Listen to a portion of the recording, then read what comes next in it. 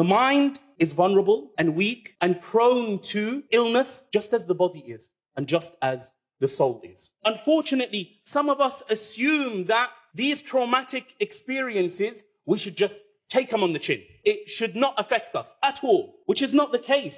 They affect our physical health. Hunger, does it not affect our physical health? And fear, does that not affect our mental health? The nature of life is that it is full of challenges. They wear us down, that's the truth.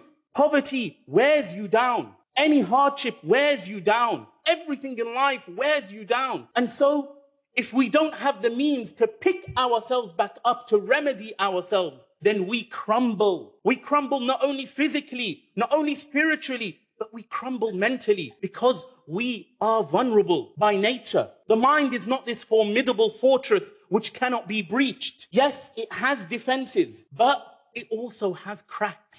Everyone's mental health is challenged on a regular basis. We know that mental anguish, like emotional distress and physical suffering, these are all things that are normal. These are not abnormal. And it's not something shameful or disrespectful. The unfortunate truth is our community continues to consider mental health problems as a taboo. Taboo subject, don't speak about it. We think that they're signs of weakness or bad genetics.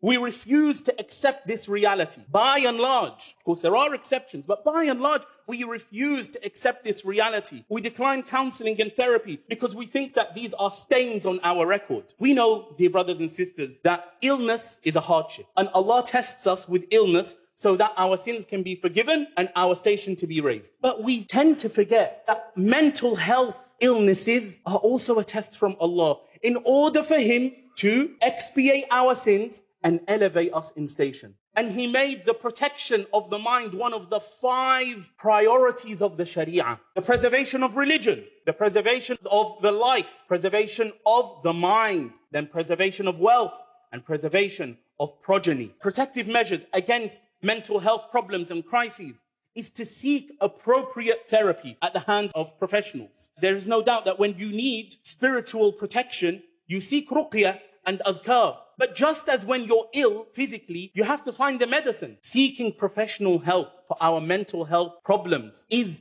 an obligation on us.